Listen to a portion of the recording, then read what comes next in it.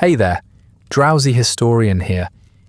If you flip through a history book or walk past a row of statues, it might look like men had it made.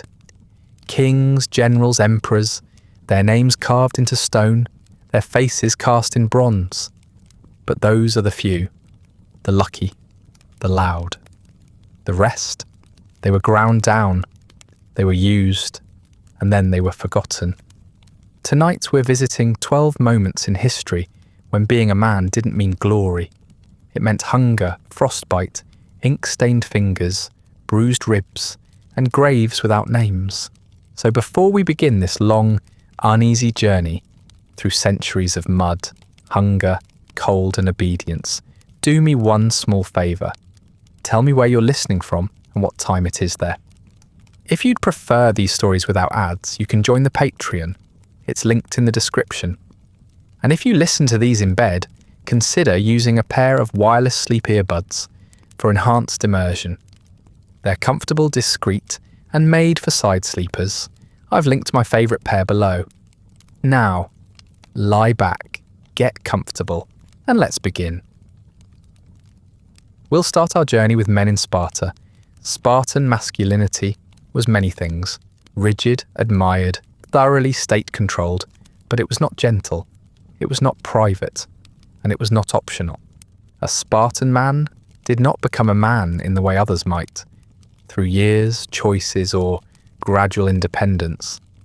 He was manufactured, piece by piece, through a series of institutionalized beatings and bureaucratic humiliations, until he was either strong enough to enforce the system himself, or dead. From birth, the odds weren't good. Male infants were evaluated by the state for physical defects. The weak, the small, the asymmetrical, all considered signs of impending uselessness, could be legally discarded. The popular version of this process involves being thrown off a cliff. The more practical version likely involved quiet exposure in the wilderness, where the only thing lower than your odds of survival was the amount of ceremony surrounding your exit. Spartan society had little time for sentimentality, especially when it came to its future warriors. You were either promising or disposable. There was no third category. For the lucky, or at least viable, survivors, the first few years of life were spent in the care of mothers, whose primary duties included feeding, bathing, and suppressing affection. Warmth was dangerous. It interfered with the detachment required by the state.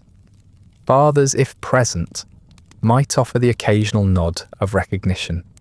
Their job was to model sternness.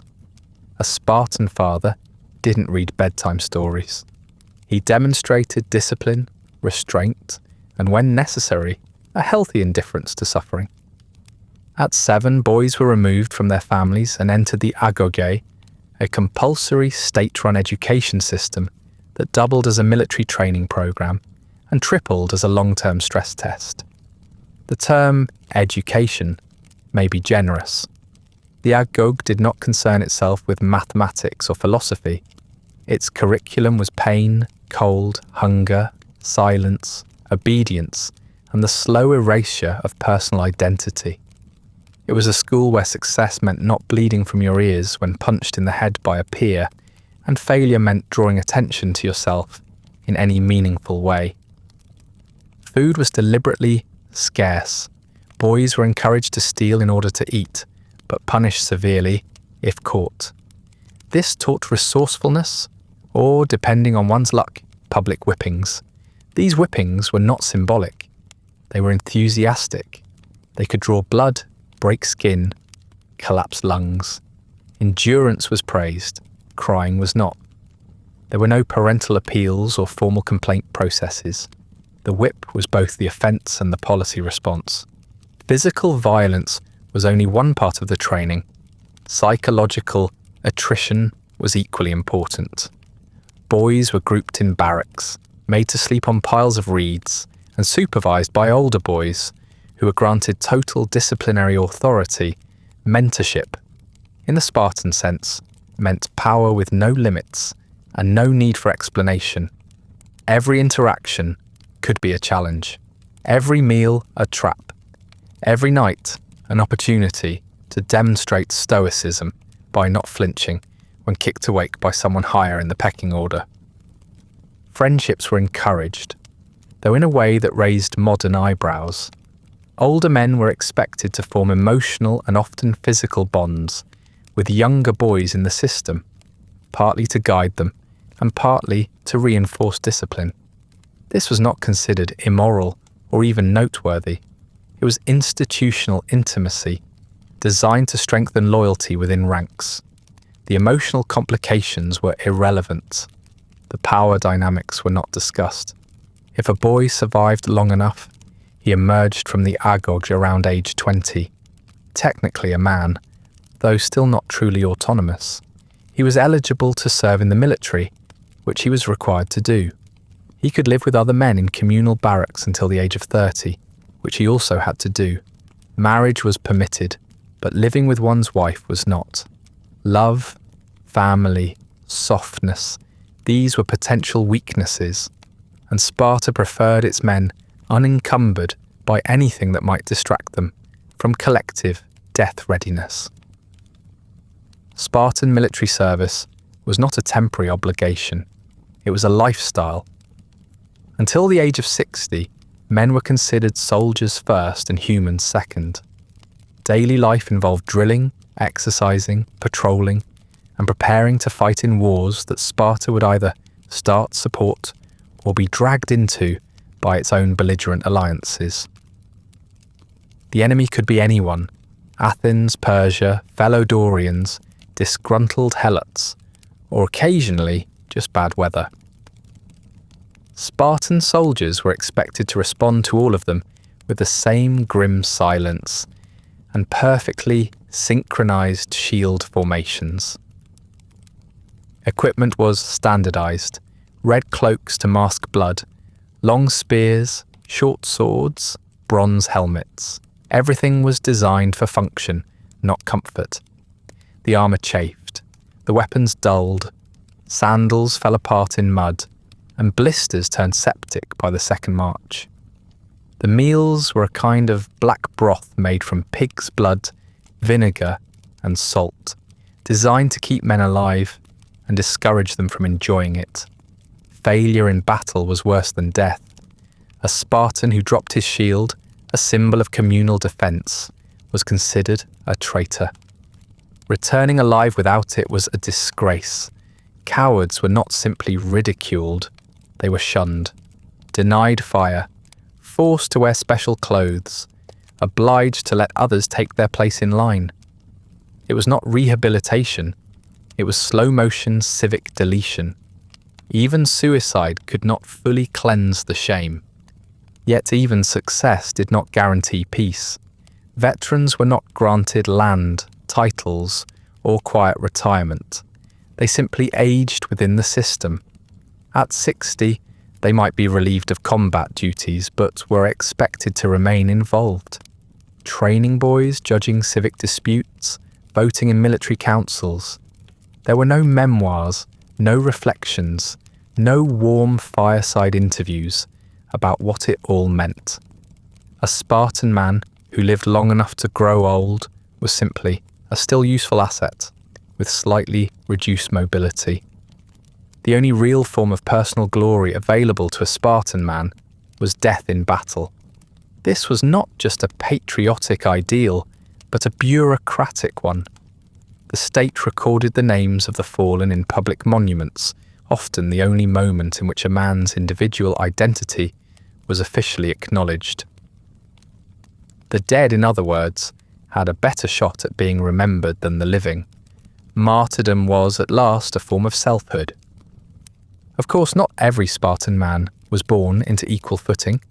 There were economic distinctions: citizens, non-citizens, helots, and while Spartan men were technically full citizens by birth, this status could be revoked. Poverty could strike, fields could fail, offences could accumulate.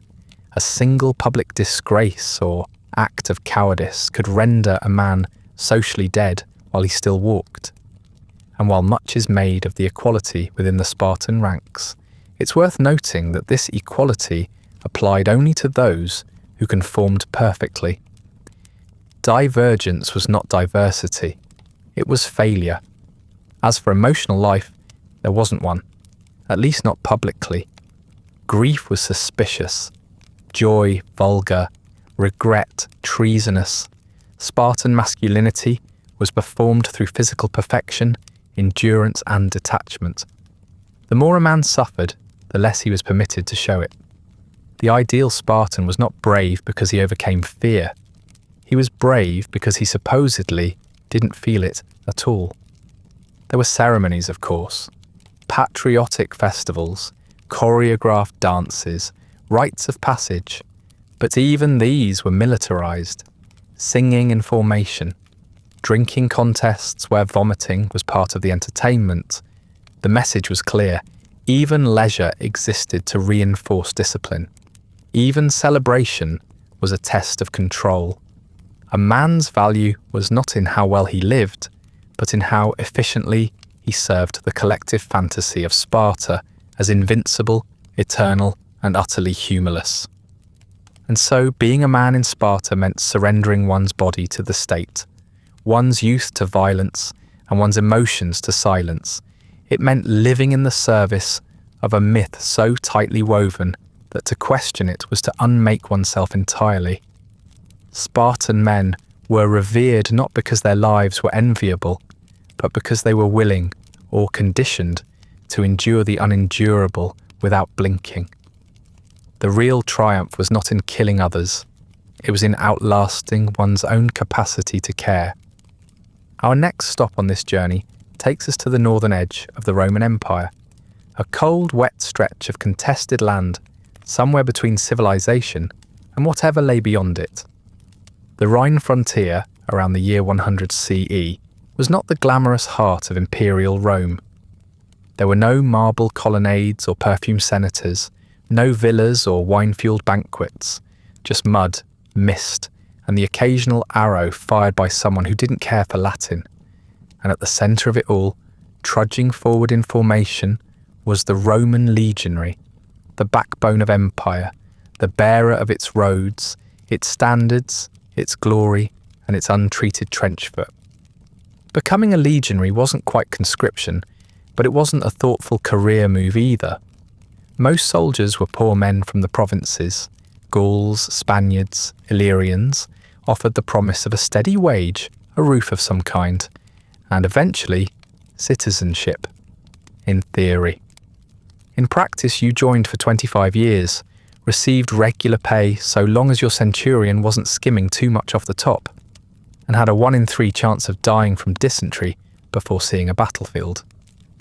No one wrote poetry about that part. Life on the frontier was an exercise in monotony, broken only by terror. The average day did not involve battle, it involved shovels. A legionary spent far more time digging ditches, building walls, and dragging timber than he did stabbing anything.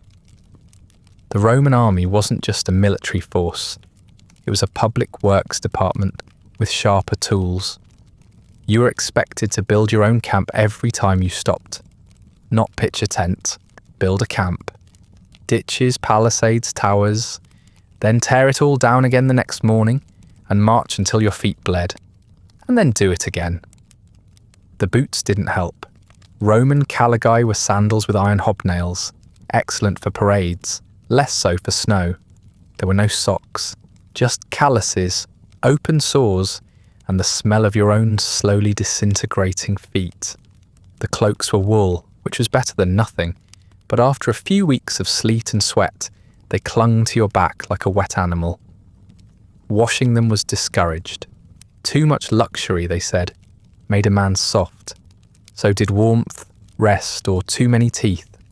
The food was adequate if you define adequacy by not dying. A standard ration included wheat, which you ground yourself, sour wine, dried beans, and something they called cheese. If you were lucky, the local population hadn't poisoned the well that week. If you were very lucky, the wine hadn't turned to vinegar. If you were Roman enough to complain, the answer was always the same.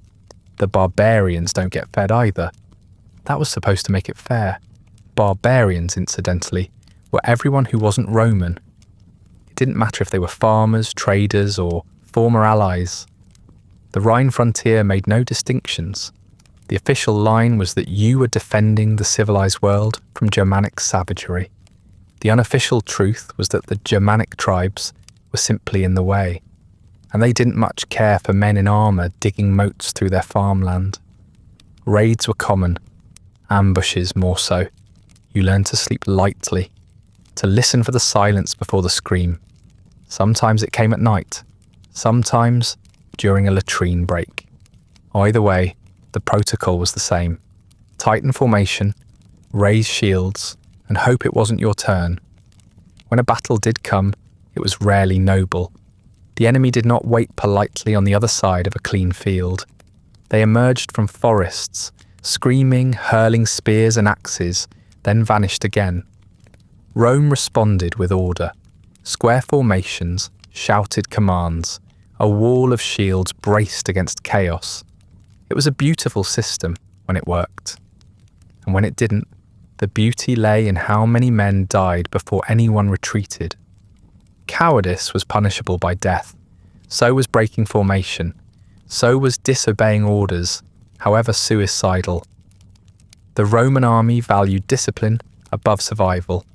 The punishment for failure was decimation, a quaint term meaning that 1 in every 10 men in a unit would be beaten to death by his fellow soldiers. It didn't happen often because once was usually enough. The message was clear. The empire would rather you die on your feet than hesitate in the wrong direction. Your weapons were practical and unimpressive. A gladius, short, efficient, ideal for stabbing at belly height. A pilum, a heavy throwing spear designed to bend on impact, so the enemy couldn't throw it back. And a rectangular shield large enough to hide behind, but not so large that it interfered with formation. You were trained to use all of it in a methodical, impersonal way. The goal was not to duel, it was to advance. Advancement, however, rarely meant promotion. Rising through the ranks required connections, bribes, or astonishing luck. Most legionaries remained legionaries until their backs gave out. The centurions who barked orders and wielded vine staffs for beating were part disciplinarian, part demigod. They lived slightly better, ate slightly more, and carried the collective resentment of their men like a badge of honour. No one loved a centurion, but no one dared cross him either. Letters home were possible, assuming you could write. Most couldn't. Those who could often didn't know what to say. Still alive was a popular sentiment. So was send socks, though few families had anything to send. You might dream of discharge, the moment, 25 years in, when you'd be granted land and citizenship and peace. But even then, peace was conditional.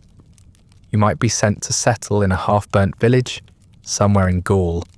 Or your land might be a rocky patch outside a fort still crawling with local hostility. Retirement, like most promises of empire, came with fine print. Religion helped. The gods were always watching, and Jupiter didn't mind blood. Sacrifices were made before campaigns. Auguries were consulted. Omens read from the flight of birds or the entrails of sheep. If the signs were good, you marched. If the signs were bad, you also marched. It was a comforting system, especially for the officers. Morale was managed by distraction. Occasional bonuses were handed out, a few extra coins, a new cloak, a cup of wine not completely rancid. Parades were organised, standards polished. Heroes of previous wars were named, toasted, and promptly forgotten. You cheered when ordered. You sang when told. Sometimes, if things got particularly grim, they staged gladiatorial games in camp. Watching someone else bleed was, apparently, a proven way to forget your own open wounds. And then winter came. Winter on the Rhine was not a brief inconvenience. It was a 6-month reminder that you were very far from home. The rivers froze. The roads turned to ice and then to sludge. The wooden walls of your camp cracked from frost. Fires smoked more than they warmed. Men died in their sleep. Horses died on their feet. Rations spoiled. Tempers frayed. And through it all, you stood watch. 4 hours on, 4 hours off. Sometimes less, always cold. The local tribes did not stop moving just because your joints had. They used the snow to their advantage. Raids increased. Torches lit up the night. You learned to run in full armour across ice, to fight while shivering, to bury your friends in frozen ground that took hours to break with a pickaxe. When you were too tired to cry, you became a proper legionary. No statues were erected in your honour. No songs composed about your service. Your death, if it came, would be recorded in a logbook. Your name scratched between lines about mule feed and tent repairs. Your body might be burned or buried, or simply left where it fell, until someone had the time to dig. Your family, if you had one, might receive your pay. Or not. Sometimes the paperwork got lost. The glory of Rome, it turned out, depended less on generals and more on logistics, on men like you, men who marched, dug, fought, and died without complaint. Men who obeyed. Obedience was everything. Glory was for marble busts. You were there to hold the line, even when no one could explain why the line was there in the first place. Our journey now takes us to the fields and villages of 14th century Europe, just as a peculiar new affliction begins its slow, catastrophic march across the continent. In the year 1348, most men in Europe lived close to the land, and even closer to the edge. The majority were peasants, men born not to rule, but to till, to carry, to obey. They held no titles, owned no property, and signed no documents. Their role in history, such as it was, involved performing the same physical tasks every day until death arrived. And during the Black Death, death arrived on time and in bulk. Male peasants were expected to embody strength, but not in the glorious, chiselled sense later favoured by marble sculptors. Their strength was practical, hauling grain, turning soil, hammering roofs, and occasionally wrestling a neighbour over water rights. They were not expected to speak wisely, rule justly, or think much at all. Their virtue lay in endurance. Physical labour was a duty, and emotional restraint was part of the job description. This model of masculinity, obedient, durable, and fundamentally replaceable, functioned well enough until half the village began coughing up blood. When the plague arrived, it did so with little warning. Rumours had spread, stories of towns far away, where bodies piled in the streets, where priests died faster than they could bless. Most men had no way to verify these tales. Letters were rare, literacy rarer still, and news travelled slowly by foot or hoof. What mattered was what one saw. A neighbour who stopped attending church, a family that boarded its doors, a sudden silence in a home that had once been noisy with children. Men were not told what the disease was. They were told to keep working. Labour did not pause for pestilence. Feudal obligations were not suspended just because the baker had collapsed in his oven. No, the fields still required planting. Rents still required paying. Lords, even those who had retreated to country estates, expected the same productivity from increasingly hollow-eyed men. Male peasants dug graves in the morning and harvested barley in the afternoon. They were told to be strong, which translated as silent, compliant, and productive, regardless of how many corpses lined the churchyard. Medical knowledge was limited to folk remedies, superstition, and divine speculation. Theories ranged from foul air to planetary misalignment, to God's wrath for generalized sinning. Some men were told the Jews had poisoned the wells. Others were told the rich had hoarded sin. Still others were told to look inward, confess more fervently, and whip themselves in public to appease heaven. Most followed whatever explanation fit their local priest's sermon. Few understood it, fewer survived it. Peasant men who displayed fear were not punished, but they were quietly marked. It was understood that strong men carried on, carried water, carried tools, carried coffins. Grief was permitted at the edge of the field, provided it didn't slow the pace of ploughing. Those who broke down weeping over a brother's body might find themselves isolated or avoided, not because others lacked sympathy, but because survival demanded efficiency. Emotional resilience, even faked, became a form of currency. Communal expectations ran deep. A peasant man might bury his wife one day and be called to repair a neighbour's roof the next. No allowances were made for mourning. There were no days off. Children who could no longer be fed were handed to relatives or simply disappeared into the woods. Everyone knew. No one spoke of it. Public strength was survival. Private despair could be dealt with at night, behind closed shutters, when the wind carried the sound away. Religion offered structure, if not comfort. Church bells still rang when someone was healthy enough to ring them. Priests continued their duties, though many died before they finished last rites. Sermons emphasized endurance, sin and repentance, especially for men.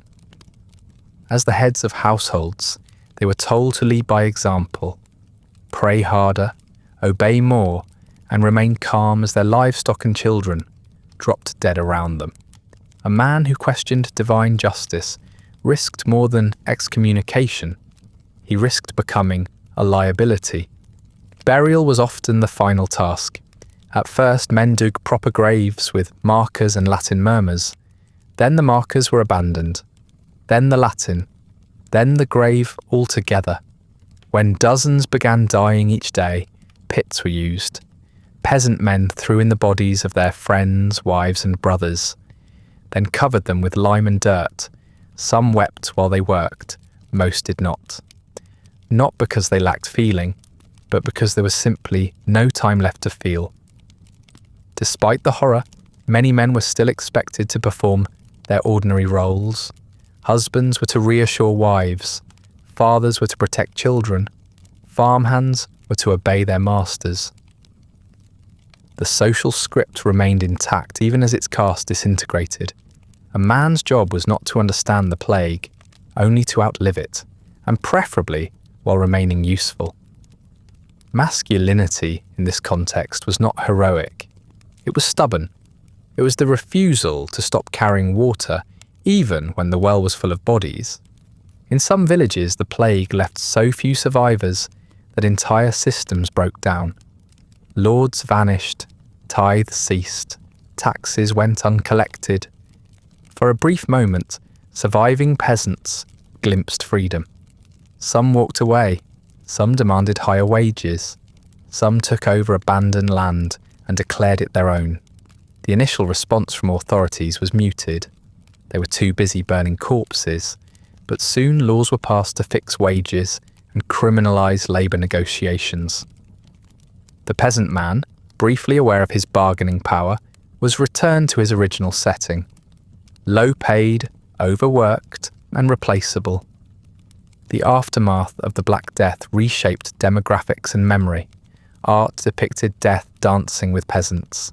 Literature mourned the fragility of life. But the names of the diggers, the carriers, the men who hauled corpses and swung pickaxes through frozen ground, those names were not recorded. They were not seen as historical figures, merely as the background labour to a broader catastrophe. Their silence was interpreted as agreement, their survival as inevitability. Most peasant men left no written trace. Their experiences were passed down through vague family stories or lost entirely. No one built monuments to the men who buried their sons before breakfast and mended fences by noon. They were expected to endure, and when they did, they were expected to resume planting, as if nothing had happened. Being a man in the age of plague did not come with recognition or relief. It came with more bodies to bury, more tools to lift, and fewer voices left to hear your name. There were no medals for surviving. There was only work, always more work. Our next stop takes us to the scorched hills, stinking tents, and blood-slick stones of the Holy Land during the Crusades, that centuries-long campaign in which tens of thousands of Christian men were told to walk halfway across the world to kill strangers for God, glory, and, if they survived, perhaps a small patch of disputed dirt. It was a noble cause, of course. That's what made the heat stroke and intestinal parasites easier to swallow, at least in theory. Crusading masculinity was built on a simple foundation: sacrifice. A good Christian man, it was believed, would trade his worldly comforts for spiritual reward. He would leave his wife, his land, and his harvest behind in order to march across Europe toward the tomb of Christ, which incidentally had been resting undisturbed under Muslim stewardship for centuries before the Knights of Christendom decided to intervene. The details were fuzzy, but the general idea was clear. Jerusalem must be reclaimed, even if it killed everyone involved. And it nearly did. Most Crusaders did not die in battle.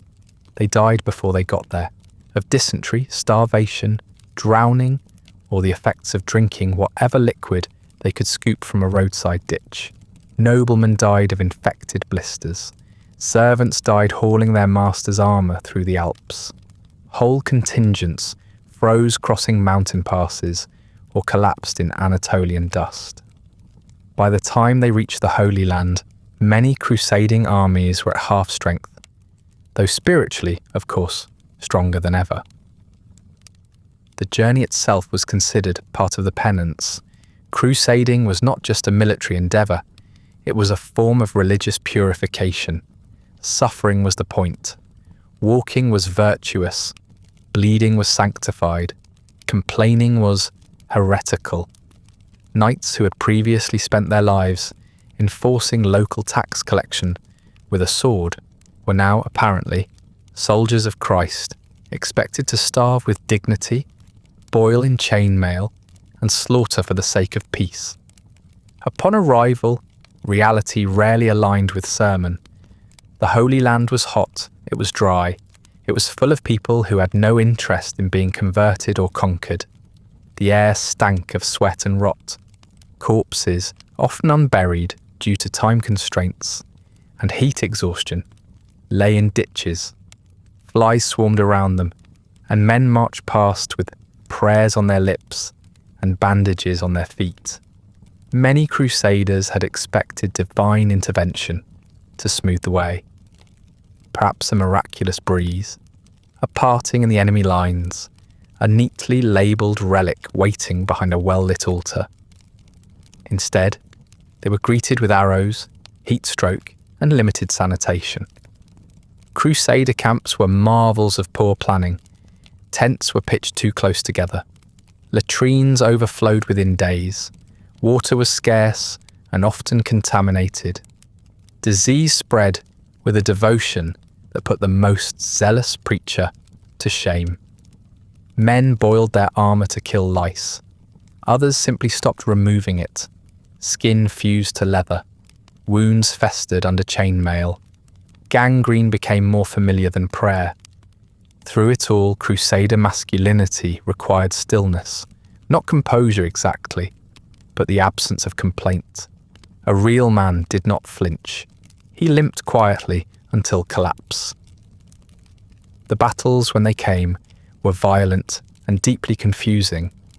Most crusaders had little training.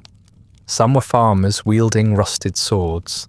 Others were minor nobles, more experienced in boasting than actual fighting. They charged into battle under bright banners, driven by sermons and half-remembered Latin, only to discover that Muslim cavalry was fast, coordinated, and not particularly interested in playing the villain. Crusading strategy often relied on the hope that the enemy would behave like an allegory. That evil would be obvious, stand still, and lose graciously. It did not.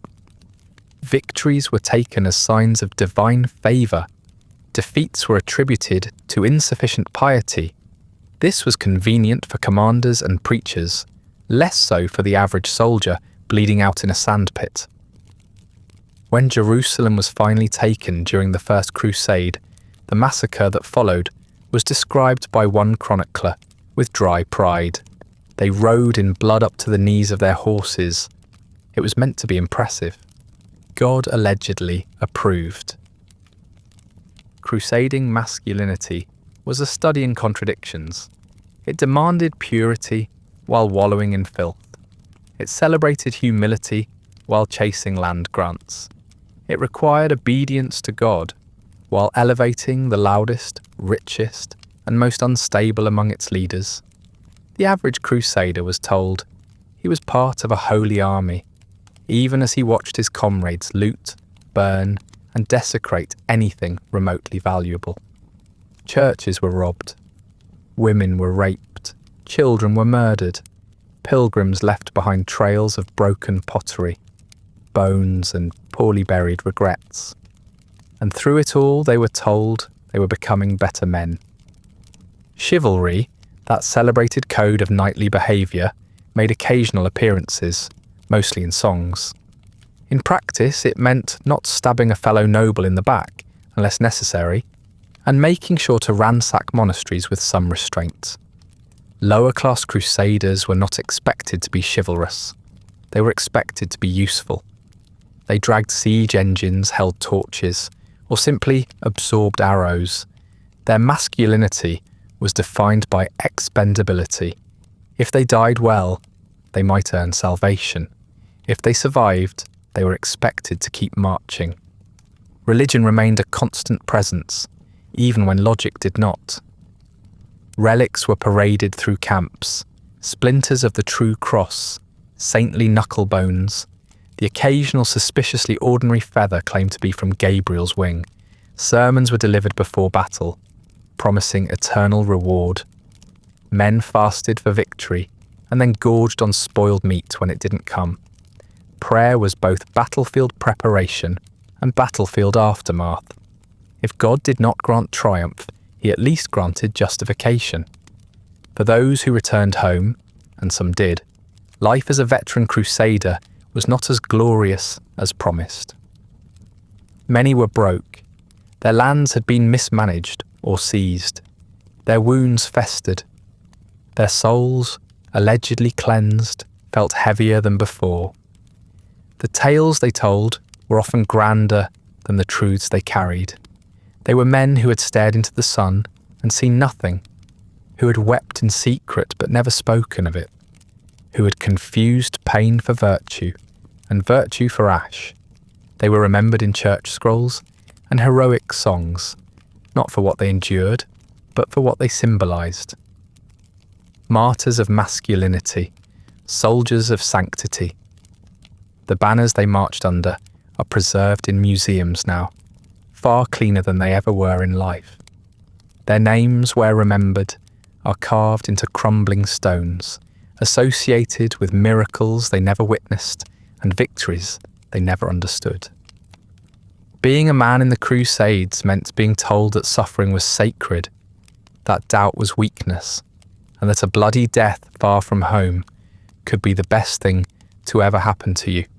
It meant riding for glory and arriving at dysentery. It meant trading your name for a cause you would never fully understand, only to discover that the cause had very little interest in remembering you afterward.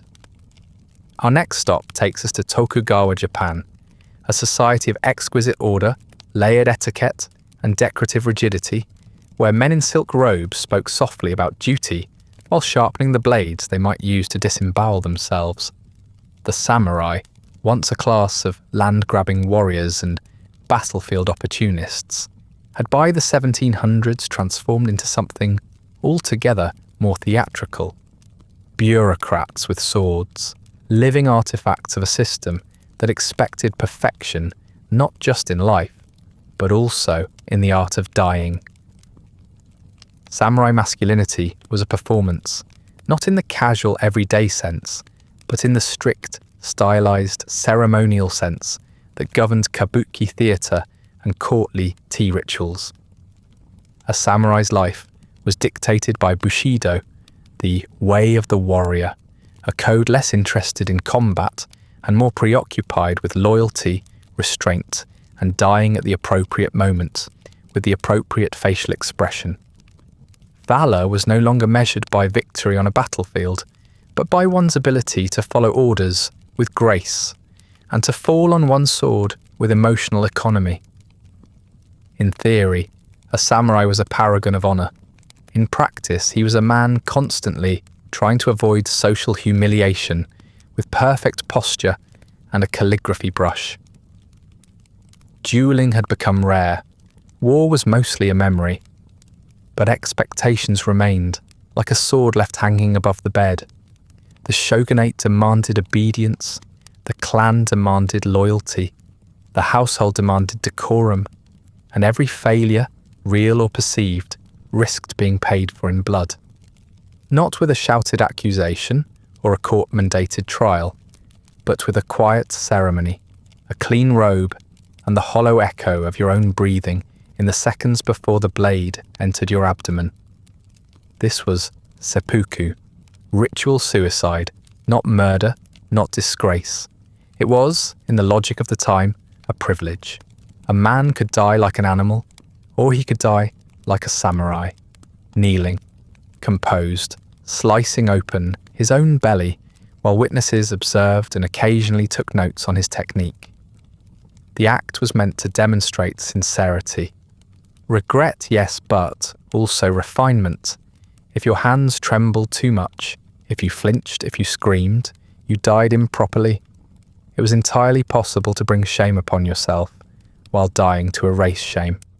Sometimes the order came directly from a lord, an honour-bound suggestion that one make amends for a political inconvenience. Sometimes it was self-imposed, the only remaining option after a public disgrace.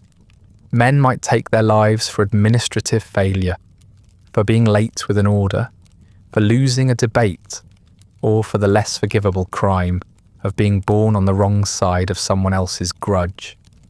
In any case, the message was the same. A man of worth did not protest. He complied, with discipline, with elegance. The ceremony was formal. A small courtyard or room would be prepared, mats arranged, witnesses summoned, a white robe donned to symbolize purity or, perhaps, to make the stains more visible. The condemned samurai would write a final poem, ideally something reflective and restrained, preferably avoiding overt self-pity. He would then kneel, unsheathe a short blade, and begin the cut. Horizontally across the stomach, sometimes followed by a vertical slash. The pain, as one might imagine, was considerable. The blade was not designed for smooth entry, nor was it meant to kill quickly, to prevent prolonged suffering, and more importantly, undignified writhing. A second man stood behind the performer, the kaishakunin, or second. His job was to decapitate the samurai at the correct moment, after the abdominal cut had been completed, but before the pain became disorganizing. This was also a performance. The head was not to be entirely severed. That would be uncouth. It should remain attached by a strip of skin, a sort of macabre punctuation mark at the end of the sentence. Too early, and the act lacked meaning. Too late, and the witnesses grew uncomfortable. Failure in any part of this process reflected poorly on everyone involved. The samurai who flinched, the second who misjudged, the witnesses who invited someone insufficiently practiced. Death was an audition, one final demonstration of taste, propriety, and poise under pressure. And like all auditions, the audience was rarely kind. Not all samurai welcomed this fate. Some tried to flee, others begged for a more merciful death. Such requests rarely worked. The system, allowed no escape. A man who refused seppuku might be executed anyway, without honour, without ceremony. His family might be punished. His name might be erased. Submission was framed as virtue. Resistance as vulgarity. Outside the rarefied rooms of ritual death, daily life for samurai men was a quiet, perpetual performance. As peace had spread under Tokugawa rule, the sword had become more symbolic than functional. Samurai found themselves reassigned as administrators, tax collectors, and glorified middle managers. They wrote reports, they managed land disputes, they supervised rice distributions, and they did all of this while wearing two swords, one long, one short, as a constant reminder that they could be asked to perform death at any moment. This mismatch between occupation and expectation created an atmosphere of chronic tension. A samurai might go his entire life without drawing a blade in anger, yet still be expected to uphold a martial ideal that existed more in scrolls than in lived experience. Masculinity was not tested in combat, but in self-control. How quietly one endured insult, how calmly one accepted demotion, how elegantly one bowed before superiors who, themselves, were only barely holding the facade together. Economic strain only sharpened the pressure. Many samurai lived in debt. Their stipends, fixed by ancestral arrangement, often failed to keep up with the cost of ceremony, clothing, and the occasional forced suicide. Merchants, supposedly beneath the samurai class, grew wealthy, while warriors descended into genteel poverty. Pride prevented adjustment. A samurai was not meant to haggle. He was meant to starve with dignity. His wife might take in sewing. His sons might become monks. But he himself must not visibly change. Marriage and fatherhood offered no relief. A samurai was expected to be a pillar, unmoved by grief, undisturbed by scandal, impervious to fear. He might weep privately, but never publicly. He might love, but not visibly. His home life, like his death, was part of the performance. Order must be maintained. Outbursts were for children. Weakness was for peasants. A true man, it was believed, bled inward. The absurdity of this system did not prevent its endurance. In fact, its absurdity may have helped preserve it. The more impossible the ideal, the more virtuous the attempt.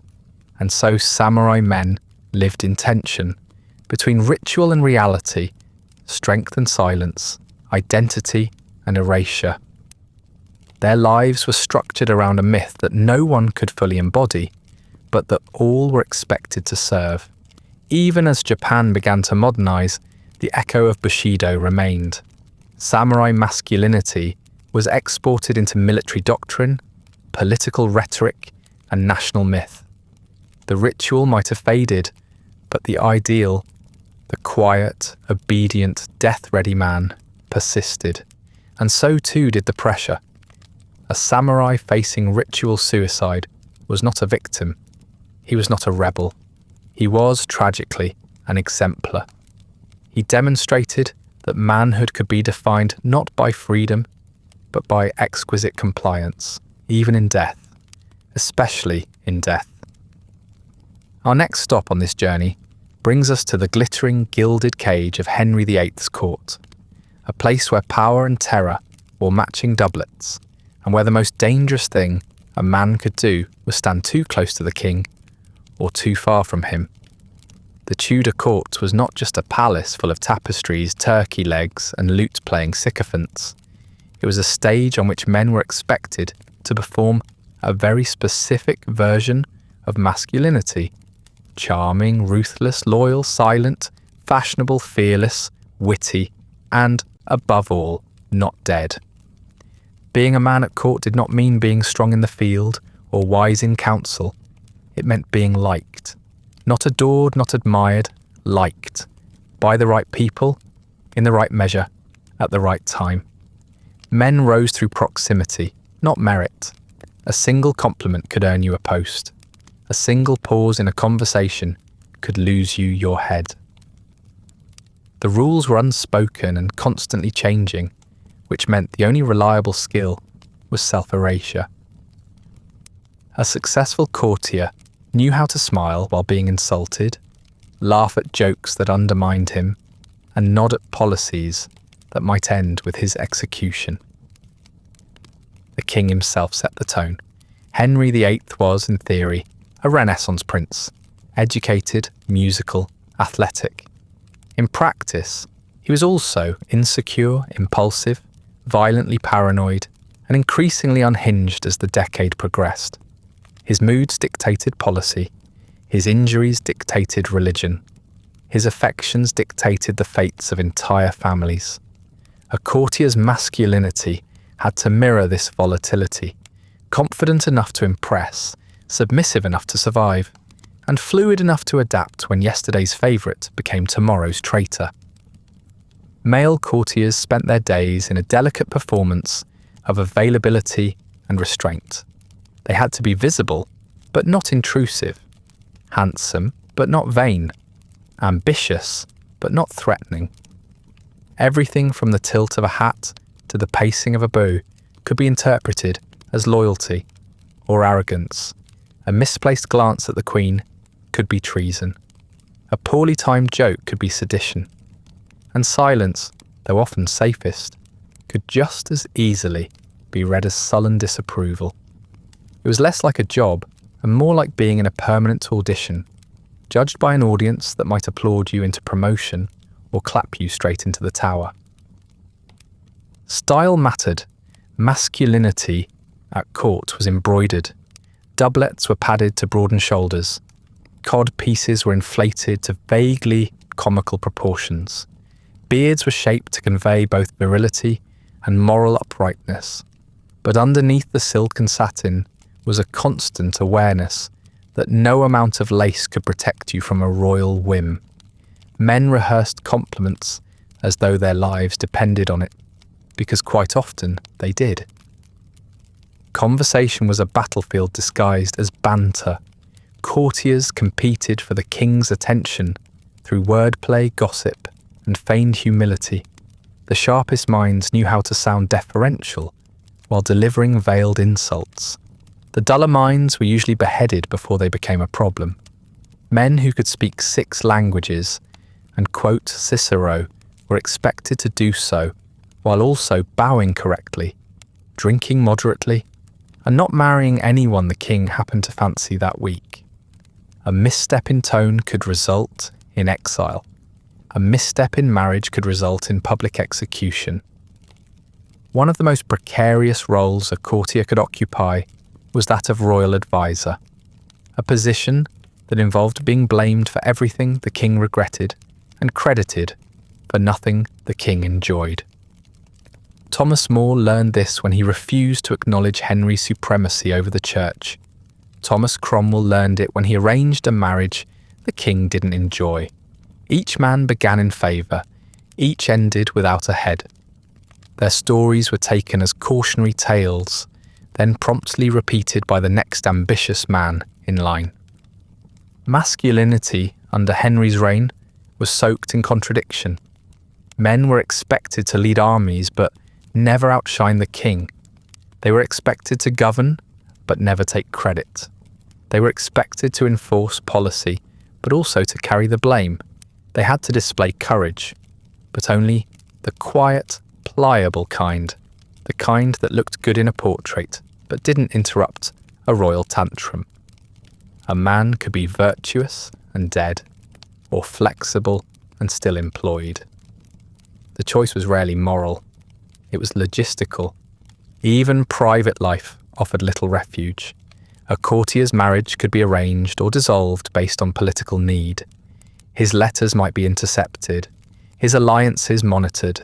Friendship was conditional, brotherhood temporary.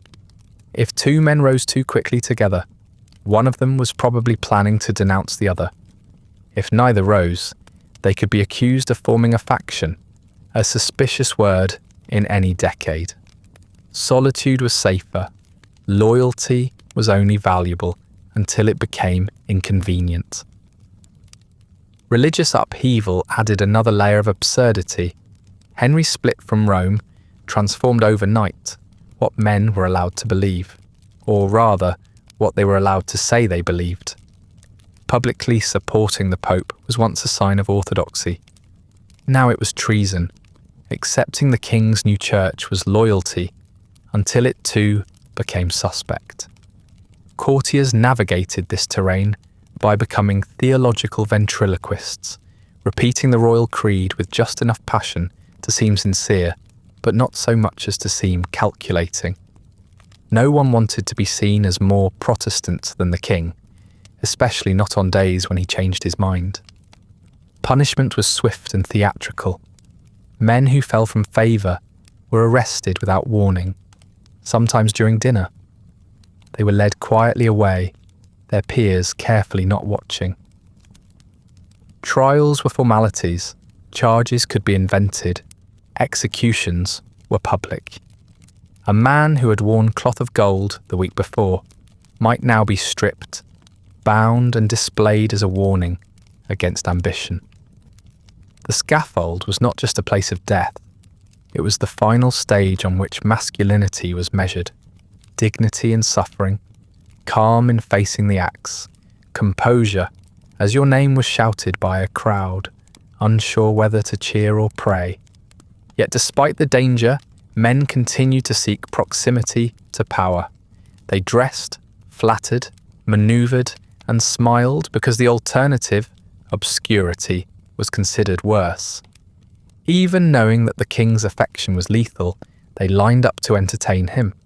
Because being near the centre meant something. It meant you existed, that you might be painted, praised, remembered, or at the very least, that you might live long enough to die of something other than policy. Court masculinity was not about truth. It was about timing. The man who thrived under Henry VIII was not the boldest, or the brightest, or the most loyal. He was the one who knew when to speak and when to leave the room, when to nod and when to fall silent, when to praise the king's decision and when to pretend it was his own idea. It was not strength that kept a man alive. It was the ability to disappear into the moment, to become, for just long enough, exactly what the crown needed him to be. And so, being a man in the Tudor court meant learning how to smile through suspicion, laugh without joy, and stand straight under the weight of a gaze that could elevate or eliminate. It meant surviving in a world where silence was safer than sincerity, and where the sharpest sword was usually a compliment. Next we head to Qing Dynasty China, around the turn of the 19th century, where manhood was not measured by conquest or courtly charm, but by one's ability to memorize Confucian texts, interpret them flawlessly, and sit still for 3 days in a lice-infested brick cell without dying of shame or dysentery. Here, masculinity was not proven with swords or titles, but through ink. The instrument of status was the brush, the battlefield was the examination hall, and the cost of failure was nothing less than personal and ancestral disappointment. To be a man in Qing China was, for many, to be a candidate, a test taker, a scholar in training. Not because everyone had the luxury of literacy, most didn't, but because for those with even the faintest access to education, the civil service exams offered a narrow path out of obscurity.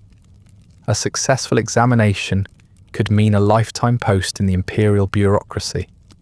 A failure meant returning home to explain to your family why years of preparation had yielded nothing but a stomach ulcer and a bruised ego. The system was elegant in design and sadistic in practice. Officially, it was a meritocracy. Anyone who studied hard enough could ascend the ranks, regardless of background. In reality, the odds were laughably small. Tens of thousands of young men competed for a handful of spots. The lowest level exam was difficult. The provincial exam was grueling. The metropolitan exam was mythic. The palace exam held before the emperor himself was practically a hallucination. For most, success was measured not in passing, but in surviving the attempt with dignity intact. Preparation began early. Boys as young as 5 were taught to recite the 4 books and 5 classics, often before they understood the meaning. Fathers drilled them on moral precepts. Tutors punished incorrect tone marks. Education was less about insight than repetition. An ideal male scholar could recite vast passages of Confucian doctrine word for word, interpret them in acceptable, though never too innovative, ways and write elegant essays that revealed moral virtue but not personality. Originality was not rewarded. Conformity was brilliance. Family expectation formed the backbone of the system. A scholar was not studying for himself. He was studying for his ancestors, for the family name, for the village's pride. A successful son could raise an entire household's fortune. A failed son brought shame and silence. Mothers prayed. Fathers paced. Younger siblings watched, waiting to see whether the eldest would become a magistrate or simply another man borrowing rice. Masculinity here was not about being seen. It was about proving one's usefulness through mental obedience. The exam halls were feats of bureaucratic imagination. Candidates were sealed into small brick cells, roughly the size of a coffin, for up to 3 days. Each was given a plank for writing, a pot for waste, and just enough room to sit without fully extending the legs. Food was brought in, though not often. Illness was common. Suicide not unheard of. Cheating was punishable by death. So was submitting plagiarized essays. Surveillance was tight. Guards patrolled. Proctors prowled. The message was clear. A real man didn't just write well. He wrote honourably, under physical duress, without error, interruption, or complaint. Time passed slowly. Essays were written in cramped calligraphy. Poems were composed under pressure. Answers were constructed with layers of historical precedent and interpretive gymnastics. Candidates were judged not only on content, but on structure, clarity, tone, and whether their handwriting betrayed signs of desperation. Smudges could raise suspicion. Ink blots could suggest panic. Masculine composure extended to the page. The examiners, for their part, read hundreds of essays by candlelight, their eyes glazed over by the 100th moral allegory on filial piety. Most submissions blurred together. The truly exceptional, or simply legible, ones might be marked for further consideration. But success was as much about the grader's mood as the candidate's insight. A man could study for 15 years and fail because of a single misplaced character. He could fail because someone in the examiner's family disliked a regional accent, or because his brushstroke didn't curve quite gracefully enough at the margin. Failure was expected. What mattered was how one responded to it. A proper man accepted the result quietly, bowed to the exam hall, and announced his intent to try again. There was no upper age limit. Some men sat the exam a dozen times. Some died trying. A man might spend 30 years perfecting his essays and still never pass. He would be applauded for his discipline, pitied for his lack of fortune, and silently judged for his inability to convert potential into position. Ambition here was not romantic, it was compulsory. And yet passing was no guarantee of happiness. Success opened doors, but into the same system that created the exam.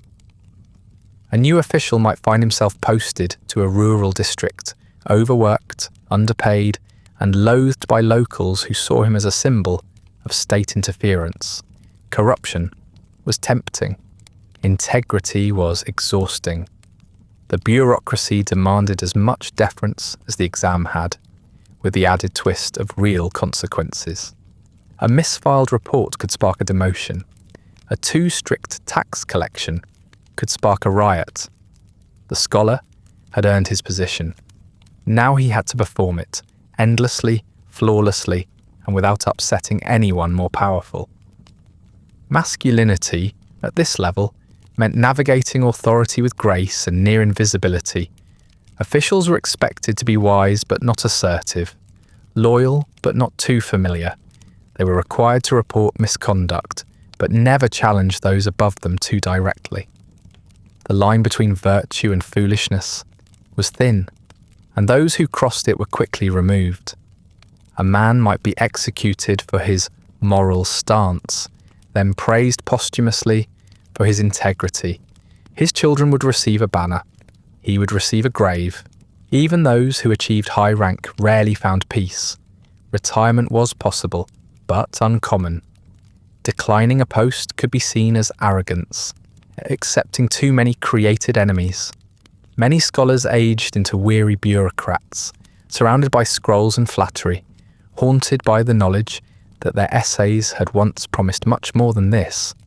Their names might be remembered in dusty ledgers, on family altars, but rarely in history books. Their lives had been lived in service to an ideal of order so vast and impersonal that individual identity was seen as a nuisance. And yet the system endured, because it worked, not in the sense of producing happiness, but in the sense of producing control. It gave structure. It promised mobility. It sorted men into useful categories. It disciplined their thoughts, their hands, their ambitions. It told them exactly what to value and exactly what to sacrifice. And for most, that was enough. To be a man in Qing Dynasty China as a scholar was to spend one's life in pursuit of approval, distant, conditional, and usually unread. It was to measure worth by the neatness of one's prose, the evenness of one's breathing, and the ability to disappear into a system that praised humility and punished individuality. It was to suffer politely, under the weight of books, expectations, and silence. Our next stop on this journey takes us to the soot-choked streets of Victorian England, where the concept of masculinity began quite helpfully as early as age 6. Here, manhood didn't arrive with a top hat or title. It arrived with a rope, a wire brush, and a willingness to crawl face first into a narrow flue, barely wider than your shoulders. In mid-19th century Britain, the chimney sweep was not just an occupation. It was a system for recycling the smallest, weakest boys into industrial fuel. And like all good systems, it was wrapped in the language of opportunity. To be a sweep in 1840 was to be a very young male in a very dark place. The ideal apprentice was under 10, preferably smaller, lithe, thin-boned, disposable. Someone who could be lifted easily, fed cheaply, and replaced quietly. These weren't careers so much as contracts of attrition.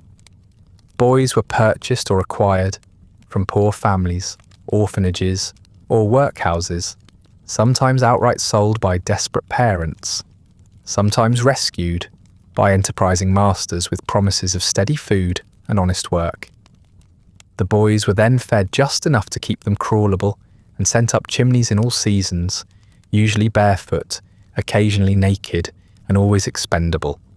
Their masculinity was measured in inches, specifically how many they could crawl upward before their elbows gave out.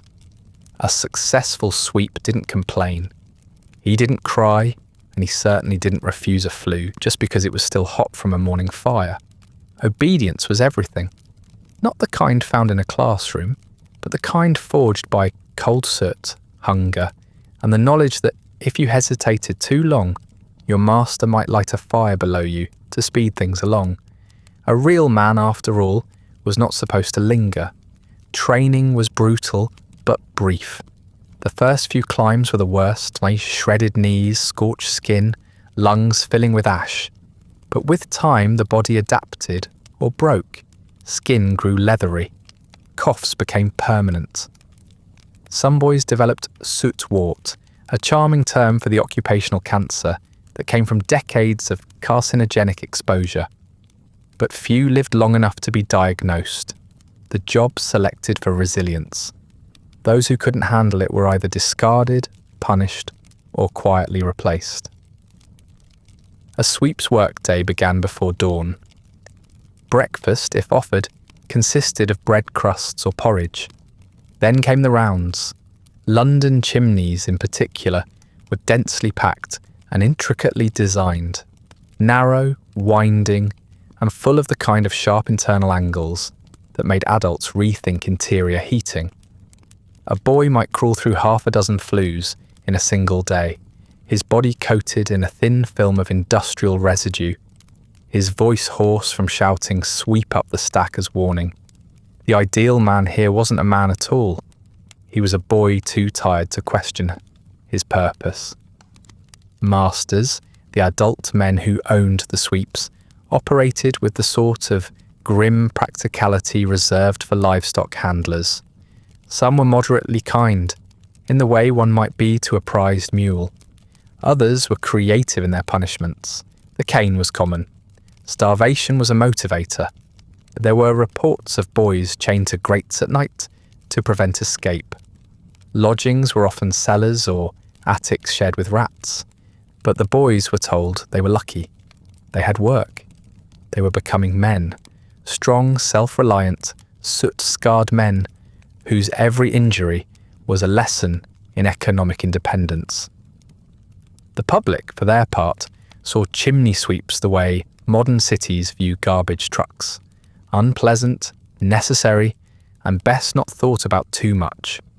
Patrons occasionally offered coins or pats on the head, especially if the child looked particularly grimy, as if his visible suffering confirmed the romantic myth of hard-earned manhood. Victorian literature painted them as plucky survivors, Dickensian scrappers with hearts of gold. In reality, they were wheezing children covered in carcinogens. Of course, not all sweeps were children. Older boys and some adults performed the work as well, especially as regulations began to shift. The Chimney Sweepers and Chimneys Regulation Act of 1840 technically made it illegal for anyone under the age of 21 to climb chimneys. But laws are flexible when enforcement is optional. Many masters simply ignored the change, falsified ages, or found ways to intimidate authorities into silence. The cultural belief in toughening boys up ran deep. A little suit was good for the soul. A few scars built character. Who needed breath when you had backbone? For those sweeps who did age out of the profession, either by growing too large, developing respiratory failure, or reaching double digits, prospects were not glamorous. Most lacked education. Many were permanently disabled. Some graduated into other forms of manual labour, their bodies wrecked before adulthood. The rare few who became master sweeps repeated the cycle, convinced by experience that the best way to survive was to imitate the cruelty that shaped them. Masculinity, in this corner of history, was a brutal, collapsing scaffold. Boys were supposed to grow into men through pain. The more they endured, the more they were worth, until, of course, they broke. Then they were simply forgotten. No pensions, no poems, no heroic statues, just soot in the lungs, burns on the legs, and a brief mention in a coroner's report. Occasionally, one might appear in a court case, usually as a cautionary tale or a legal inconvenience, but mostly they faded. The symbolism of the sweep was not lost on Victorian culture.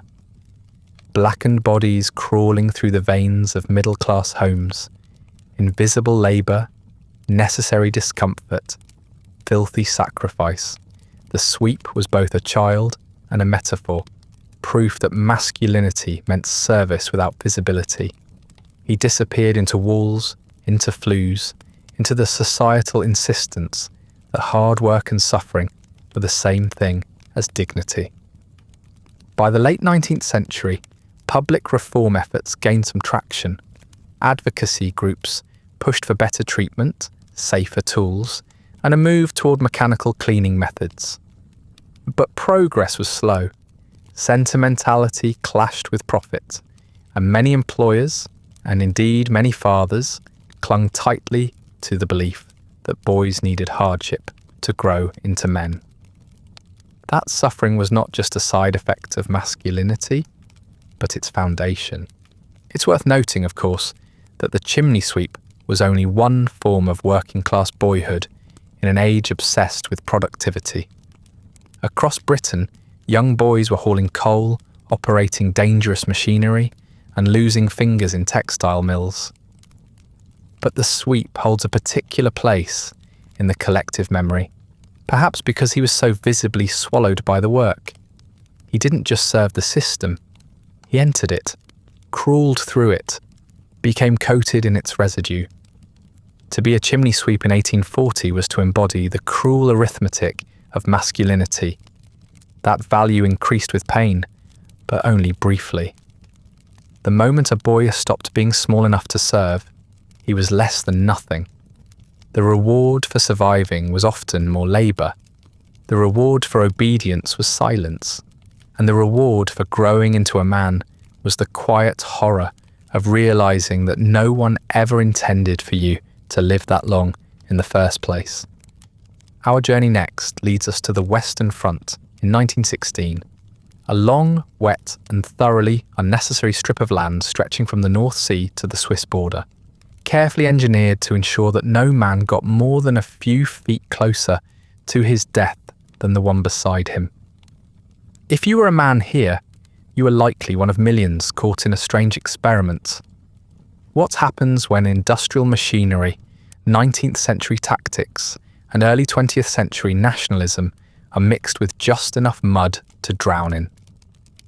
The answer, it turned out, was trench warfare, a form of military masculinity where endurance was the only metric, and survival wasn't measured in years or even months, but often in inches. A soldier in the trenches of 1916 did not resemble the statues built to honour him.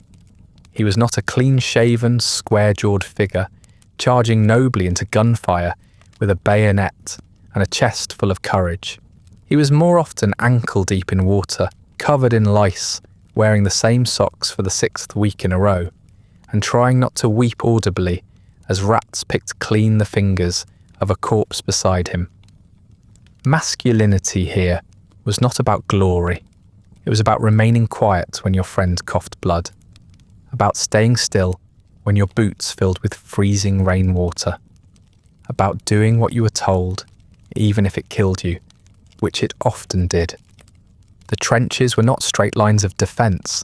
They were chaotic, zigzagging ditches carved through farmland, often collapsing, sometimes flooding, and always smelling faintly of rot, dug into earth that refused to stay still.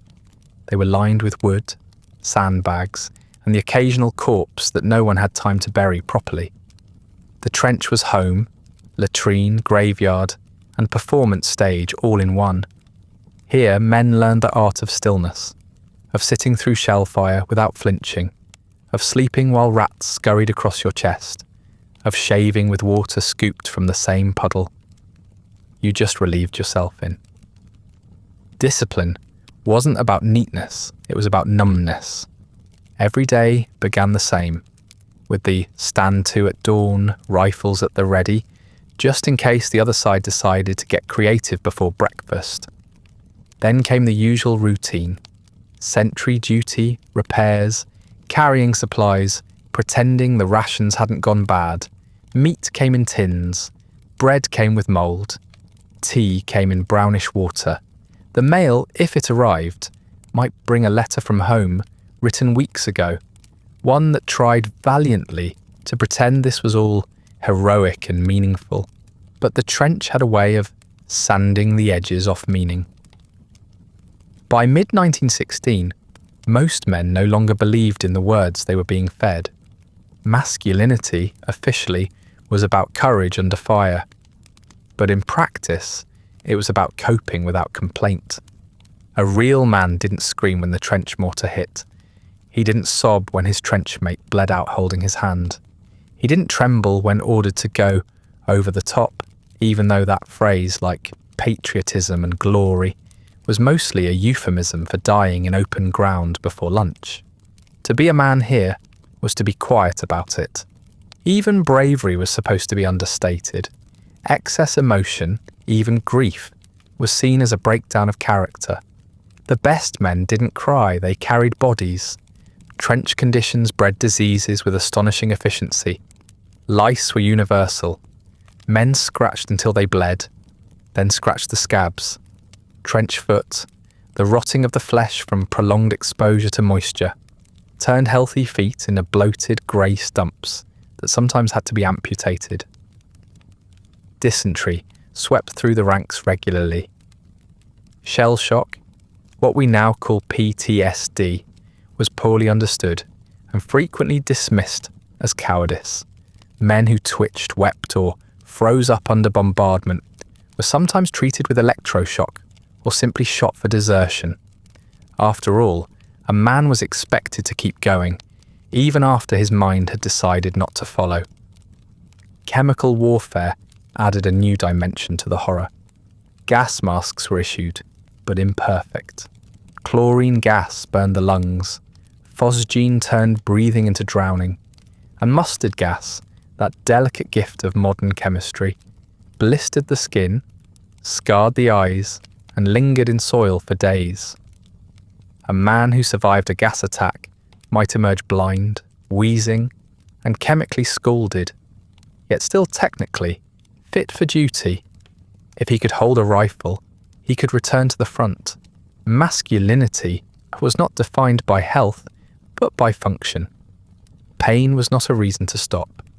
It was simply the new baseline. The front lines moved little, despite the grand names of the battles. Verdun, the Somme, Ypres, each promised a breakthrough. Each delivered tens of thousands of deaths. Soldiers advanced across no man's land in coordinated waves, often instructed to walk, not run, so as not to break formation. This made them excellent targets. Machine guns did their work cleanly, artillery less so. Bodies were ripped apart. Limbs flew. The man next to you might vanish mid-sentence. And you, assuming you were lucky enough not to vanish with him, were expected to keep moving forward. At the end of a failed offensive, the wounded were dragged back through the mud, or left if it was too dangerous. The dead were retrieved if possible. If not, they became part of the trench. Bones emerged in walls, faces surfaced during rains. Men tried to joke about it. Humour, however bleak, was the only form of protest allowed. Nicknames were given to rats. Lice were treated like domestic pets. Officers were ridiculed behind their backs. But no one joked too loudly. Real rebellion got you court-martialed. Letters home were censored. You could not describe what the war was actually like. You were expected to write cheerful lies. Tell your mother you were eating well. Tell your wife you missed her. Tell your son that someday he too would be proud to wear the uniform. The script of masculinity was always waiting. The moment you tried to deviate from it, to confess despair, to articulate the unbearable, to suggest that this was all a colossal and preventable waste, you became a problem. The few men who tried to resist this machinery, who spoke out, refused orders, deserted, or simply collapsed under the weight of it all, were not given space to grieve. They were shot, hanged, imprisoned, or if they were lucky, sent to asylums where they could twitch quietly out of public view. The machinery did not tolerate failure, and the machinery had uniforms, rank, schedule, hymns, national anthems. In this system, the most masculine men were the ones who no longer needed convincing, who obeyed by default, who stood still while shells fell, who dug graves and filled them with men who looked exactly like themselves. Even when the war ended, or at least paused long enough to be rebranded, The soldiers were not rewarded with clarity.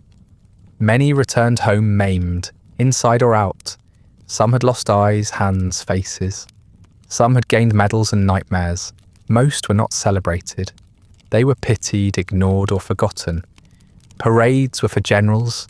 Statues were for myths. Real men, the ones who had crawled through barbed wire, bled into Flanders mud, and learned to keep their screams inside, were left to reintegrate quietly, to marry, to raise sons, to get jobs, and not to talk about it. What the trenches demanded was not heroism, but endurance, not passion, but numbness. Men here were not allowed to grieve. Grief was weakness. Anger was insubordination.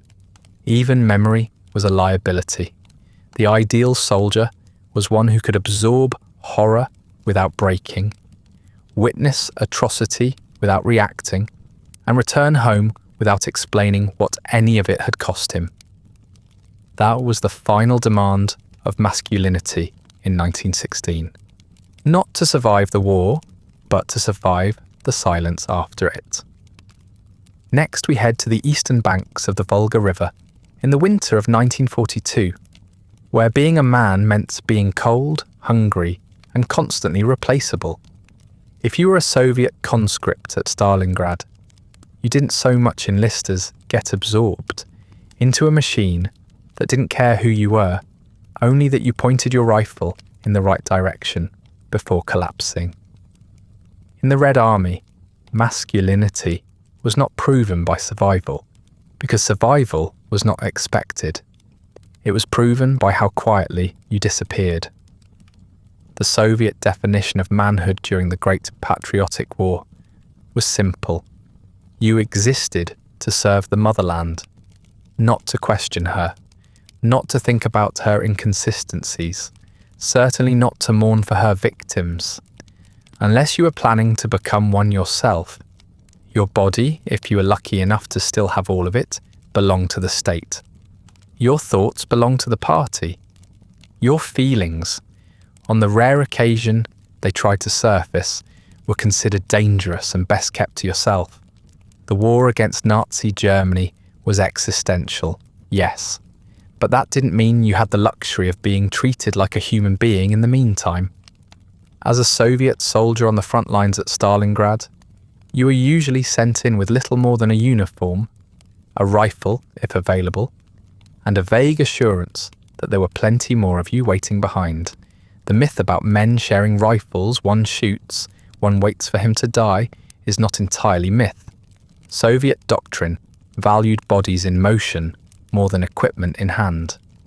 You advanced because retreat meant death by German bullet, or more immediately, by Soviet one. NKVD troops stationed behind the front had no patience for cowardice. Orders were clear, not one step back. And if you took one, they would enforce it. The front was not a neat line. It was a frozen, cratered chaos of industrial ruins and body parts. Buildings were reduced to bone piles of rebar and shattered brick. Machine gun fire ricocheted through collapsed factories. The air reeked of oil, rust, cordite, and fear. The cold did not inspire poetry. It cracked your fingers, turned your nose black, and froze the blood in your boots. You might try to warm yourself beside a fire made of burning rafters and garbage, but wood was scarce, and comrades were more flammable than useful once dead. So you layered what you had, and when your fingers stopped responding, you learned to shoot with your forearms. Food, when it arrived, was a ladle of sour soup and a crust of bread hard enough to qualify as armour. It didn't fill you. It reminded you that hunger was now your most reliable companion. You burned more calories shivering than fighting. Your ribs became visible, your breath turned to crystals, and your stomach stopped growling, not because it was full, but because it had given up. You were not fed to fight. You were fed to keep breathing just long enough to be useful. Sleep was a negotiation. You curled into rubble or crouched in a foxhole, knowing full well the cold could finish you before the Germans got the chance. Men slept in shifts when they had the luxury, while others stood guard, stared into snow, or watched their boots stiffen into ice. When bombardments hit, and they hit often, sleep became irrelevant. You pressed your face into the floor and hoped the building held. If it didn't, the only consolation was that you wouldn't be awake to hear your bones break. You were surrounded by propaganda, but none of it could keep you warm. Loudspeakers blared slogans about courage and sacrifice. Commissars recited tales of Soviet heroes. Posters with square-jawed men and waving flags promised a glorious future. But most of the men who saw those posters were already missing limbs, or coughing up blood from frostbitten lungs, or learning to wrap rags around their legs because socks were a peacetime luxury. Heroism was measured in whether you held your sector for another hour. Statues came later. Graves came sooner. Communication was inconsistent. Orders arrived late, or garbled, or not at all. You might be told to hold a street until reinforcements arrived, only to discover no reinforcements had ever existed. You might be told to flank, only to realise you were flanking alone. You might be told nothing at all and simply follow the man in front of you, hoping he knew more than you did. He didn't. He was following the man in front of him. War at this level was not strategy, it was inertia. Desertion was suicide, so was surrender. The Germans were not known for their hospitality, and the Soviet state made it clear that captured men were traitors by default. Families of POWs were often punished at home. If you lived through the camp, if you survived the return march, and if you ever made it back to Soviet soil, you were likely to be greeted not with sympathy, but with prison. The logic was circular. A real man didn't get captured. If you were alive, you must have collaborated. Therefore, you were not a man. Therefore, you could be erased. Men froze, bled, screamed, and clawed through snow just to move a line of rubble a few feet forward. And when they succeeded, they found nothing waiting for them but more rubble. German machine gun nests, mines, tanks with painted crosses, and too much ammunition. The enemy wore different coats, but the bullets felt the same. You didn't hate them individually. You didn't know them. You hated them conceptually. They were the reason you hadn't seen your family in years. Or rather, they were the reason you were no longer sure your family still existed. There was no time to mourn. Friends disappeared in sudden flashes, buried under buildings, vaporized by shells, dragged into alleys by snipers. You couldn't cry. There was no warmth left in your face for tears. So you nodded, muttered something about vengeance, and stepped over their body. If you were lucky, you took their boots. If you were very lucky, they were still dry. Empathy was a liability.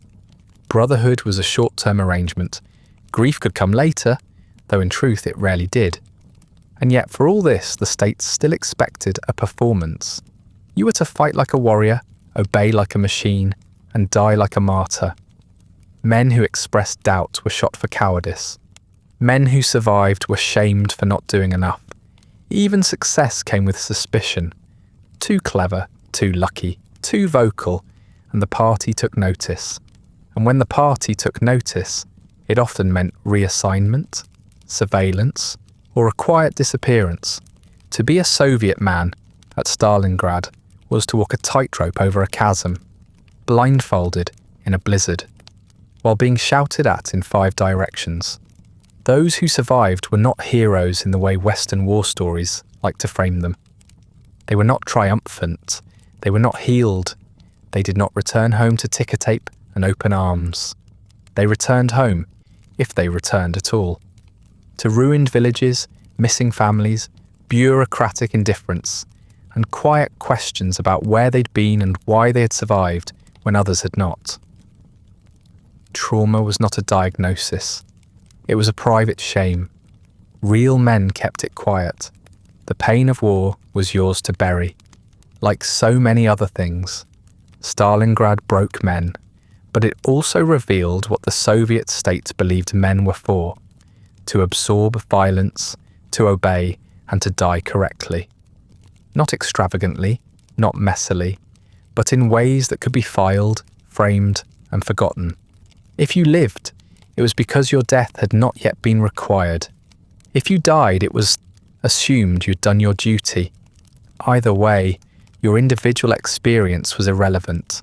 Your usefulness was the only part of you that mattered.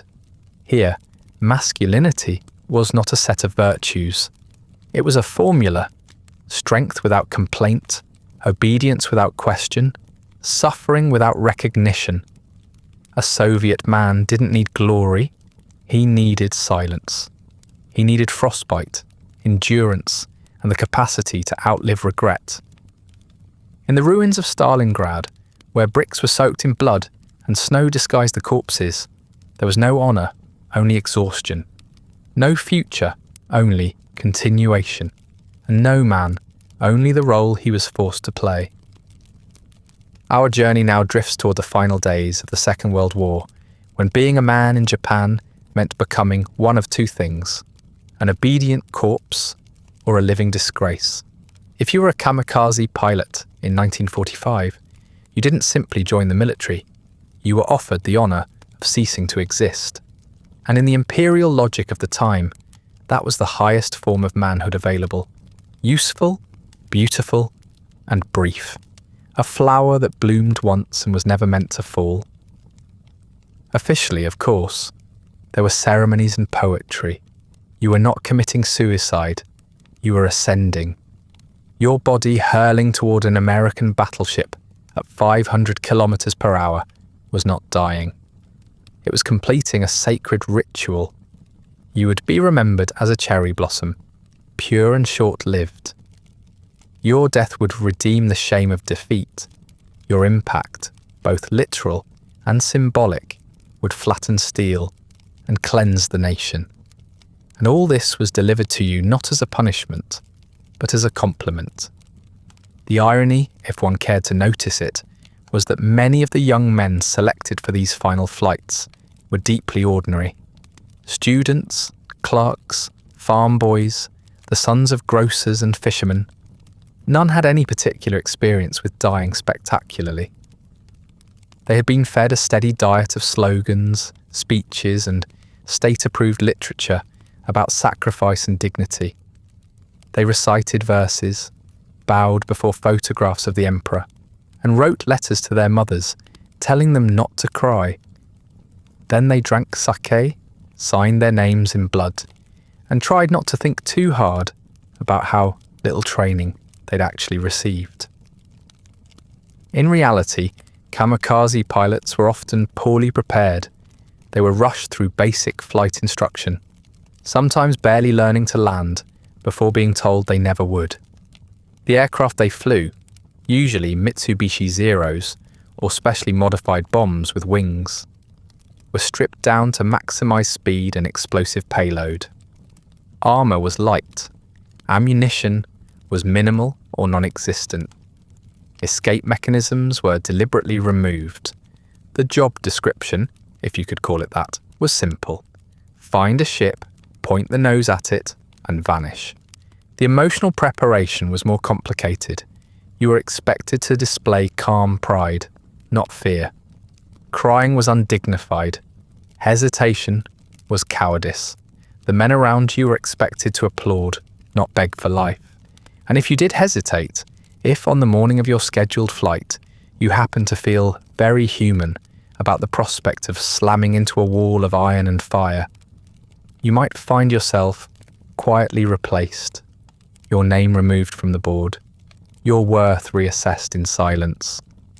Those who succeeded were celebrated with photographs and posthumous medals. Those who lived were never quite looked at the same way again. The ceremony before the mission was brief but loaded, a white headband with the rising sun, a toast, sometimes a group photo, all smiles and thin arms raised in half salute. Then came the walk to the plane, a slow and lonely promenade of cheerful finality. Ground crew avoided eye contact. Officers kept their voices measured. You climbed into the cockpit with the weight of your country on your shoulders and the subtle knowledge that if you somehow came back, if the engine failed, if the weather intervened, if you lost your nerve, you would no longer be a man in their eyes. And that, in 1945, Japan was perhaps the sharpest cruelty of all. Masculinity was not just measured by strength or courage, but by the elegance of your erasure. To live through a kamikaze mission was to become an awkward problem. Survivors were not honoured. They were quietly reassigned, their identities cloaked in embarrassment. Some were sent to other suicide missions. Others were discarded entirely, shuffled into reserve units where they were expected to pretend they hadn't failed the nation. The purity of your devotion was measured not in what you gave, but in whether you succeeded in giving everything.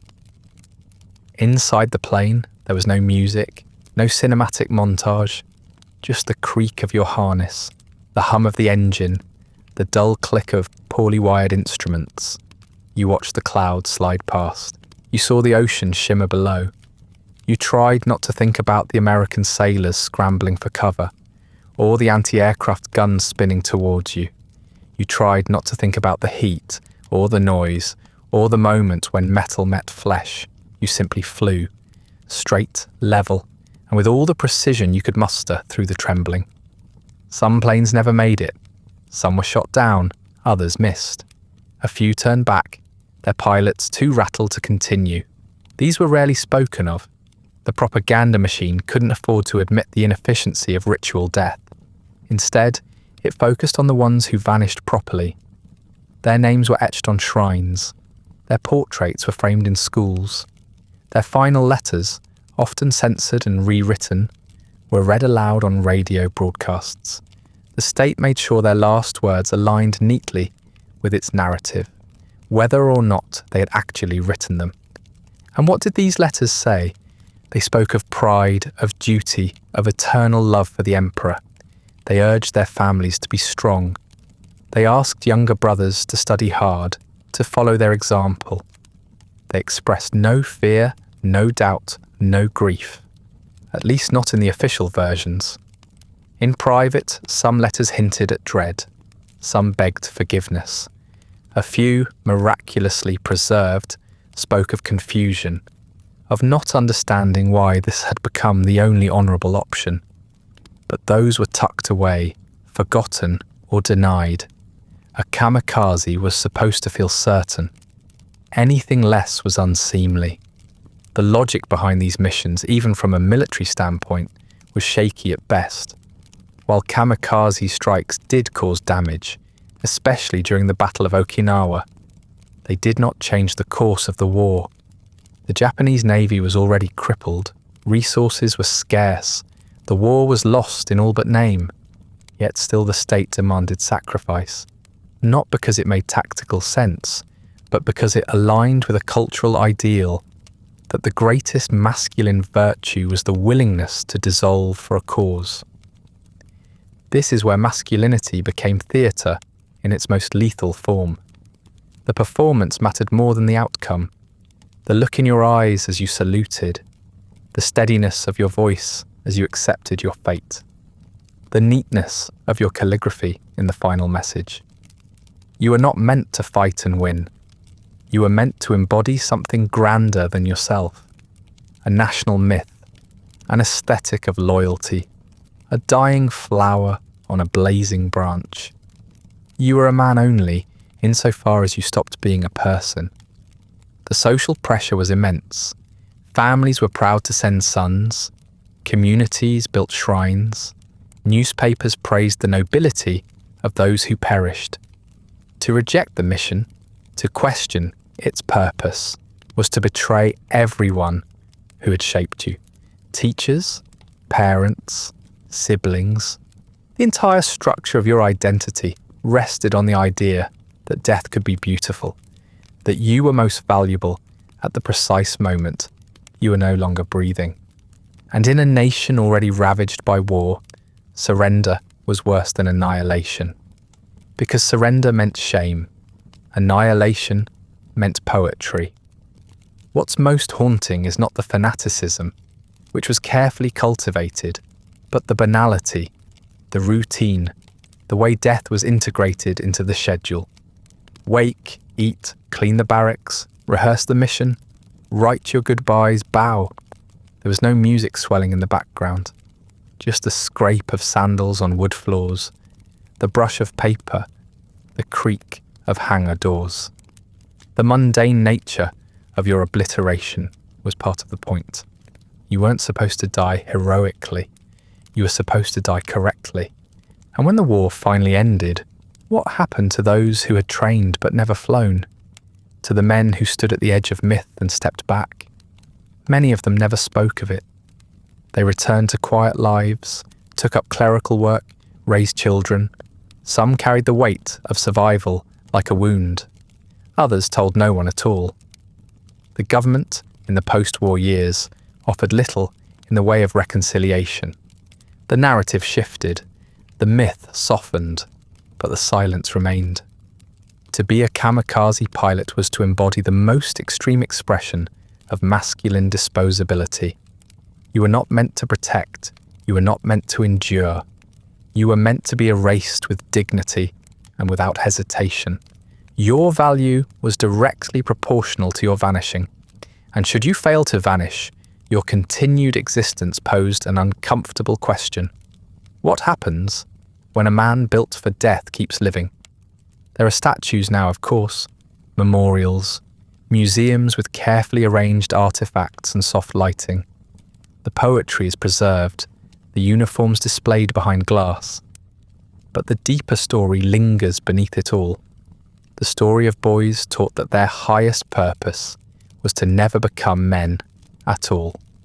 Only symbols, only smoke trails, only silence. Our final stop takes us to the so-called Golden Age, the land of chrome and conformity, where the war had been won. The fridge was full, and the future arrived neatly packaged in plastic and plaid. If you were a man on the assembly line in 1950s America, you were living the dream. Or at least, that's what the brochures said. You had a job, a house, a pension, a lawnmower. What more could a man want? Quite a bit, as it turns out, though you were never supposed to say so out loud. Post-war America had perfected the art of masculine invisibility.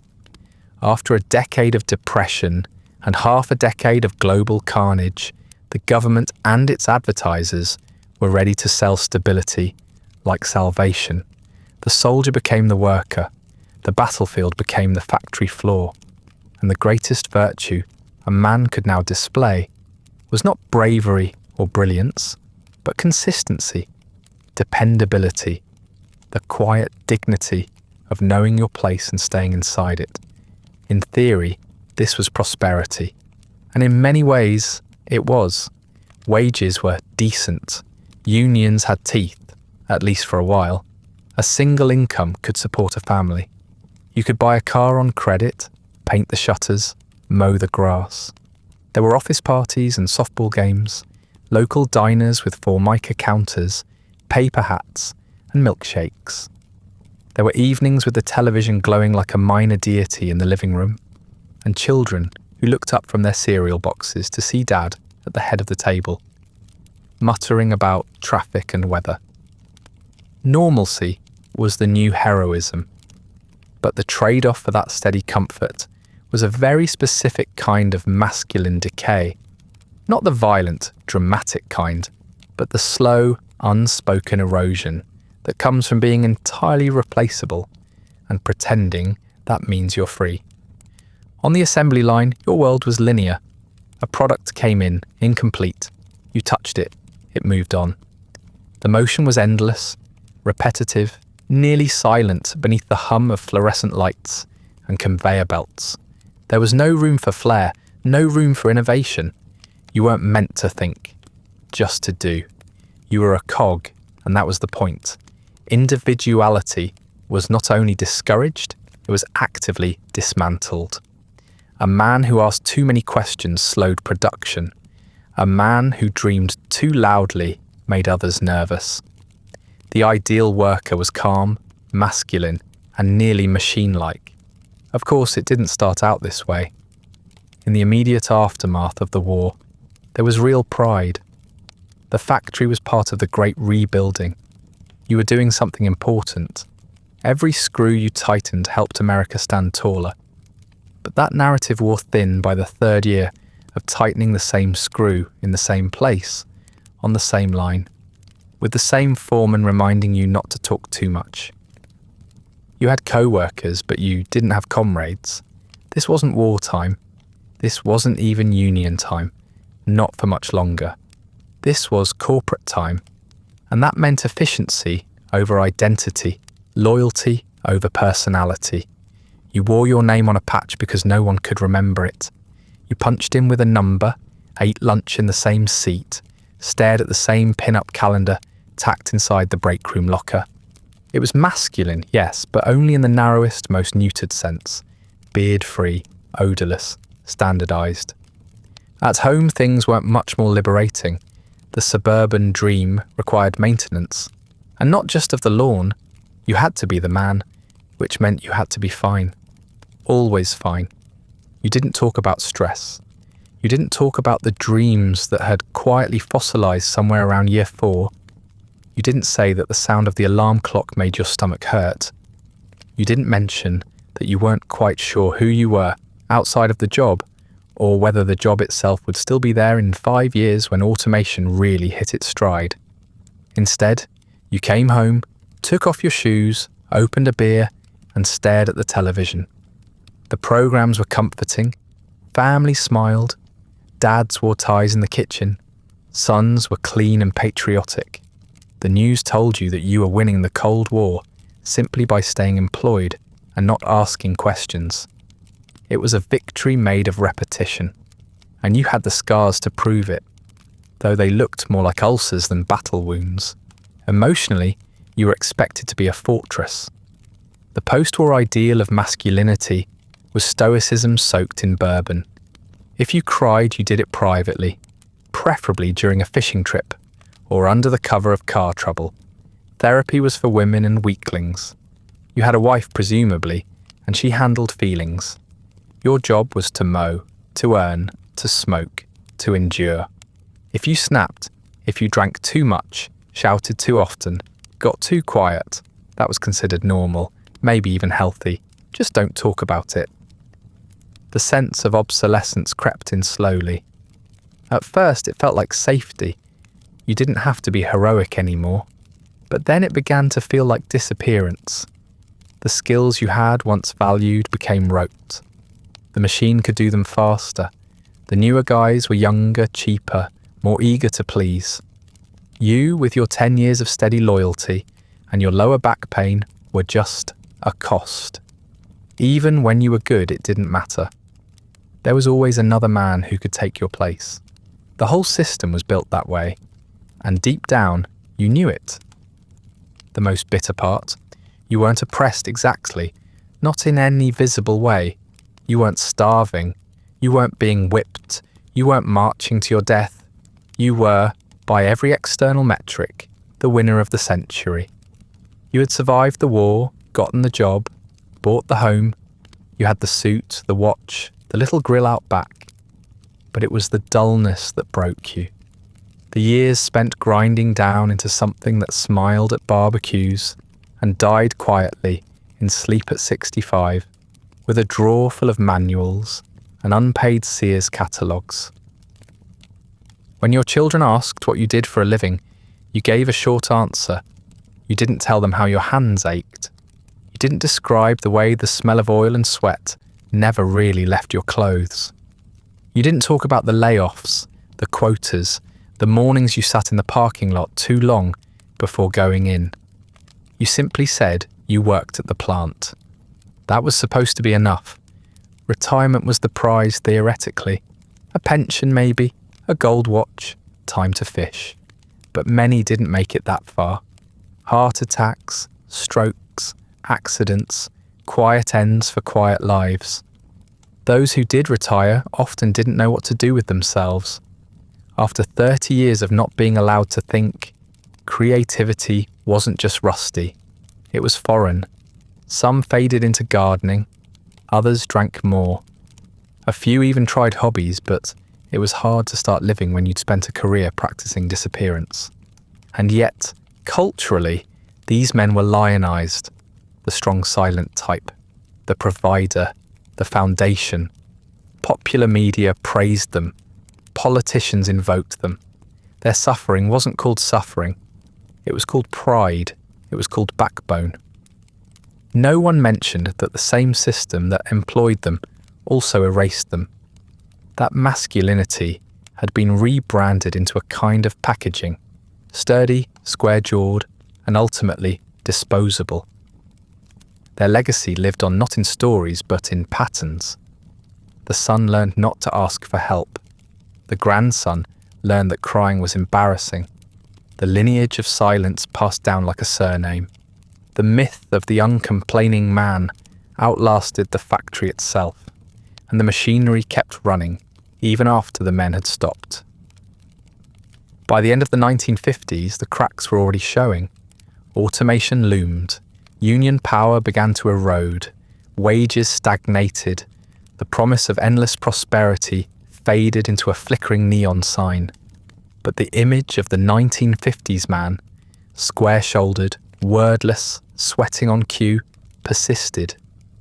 It became the nostalgia we sell now, the world we say we want back, though few remember what it actually cost. So, yes, you were a winner. You had the car, the job, the pipe. You didn't cry, you didn't complain. You died with your dignity intact, or at least too tired to check if it was missing. 12 chapters, 12 roles, 12 different kinds of uniforms, ideologies, time periods, and expectations. And yet, remarkably, one story. The details may change, from Spartan spears to factory drills, from ritual suicide to polite alcoholism, but the arc remains hauntingly consistent. Being a man in history, more often than not, meant surrendering individuality in exchange for usefulness. It meant pain recast as pride. It meant silence mistaken for strength. It meant enduring, not living, in the shape expected of you. This was the so-called privilege of being male. You were granted power, yes, the power to command, to conquer, to enforce. But in exchange, you gave up something quieter, the right to softness, to fear, to uncertainty, to need. These things were luxuries, and luxuries were for the weak, or at least that was the story men were told. From the battlefield to the classroom, from the palace to the trench, masculinity became a kind of disappearance act. The less of yourself you showed, the more of a man you were. Obedience was framed as virtue, suffering was made sacred, violence became love, and love became silence. You were told to protect, to provide, to perform, but not to feel. And if you broke, you did it privately, preferably off stage. A good man kept going. A great man didn't even flinch. Historical masculinity was not a path to liberation. It was a cage forged from duty, polished with honour, and locked from the inside. None of this is to suggest that men had it worst. History is not a competition in misery. It's a record of structures, of how expectations crushed from all sides. And masculinity, for all its supposed privilege, often worked best when it erased the human being behind the title. These men were rulers, warriors, workers, scholars, but rarely just men. They were pieces, symbols, mechanisms of power, or tools in someone else's machine. And when they were no longer needed, when they grew old, or weak, or inconvenient, they were quietly retired, forgotten, replaced. The same system that praised their strength wasted no time in discarding them. There was no reward for survival, only the opportunity to vanish with dignity. So if history favoured men, it did so with conditions. You could rule if you obeyed. You could win if you didn't bleed. You could matter if you didn't feel. And in the end, most of them disappeared. Not in flame or glory, but in silence. The privilege of masculinity wasn't freedom. It was vanishing without complaint. And that is where we'll leave them, not triumphant, not tragic, but still unseen. History's loyal shadows. And that brings us to the end of tonight's story. Not of glory, but of obedience stretched across centuries, draped in uniforms and duties no one ever truly chose. If you enjoyed this bleak little march through masculine misery, feel free to like, subscribe, or leave a comment with another corner of history you'd like to see explored. If you'd like early access to more of these quiet descents into forgotten history, ad-free audio of the episodes, or just want to support the show, there's a link to the Patreon in the description. If you're listening on a podcast app, a rating or review helps more people find their way to these stories. And special thanks to the supporters who make this show possible, including our chroniclers Andrew S. and Rich Davis. Sleep well.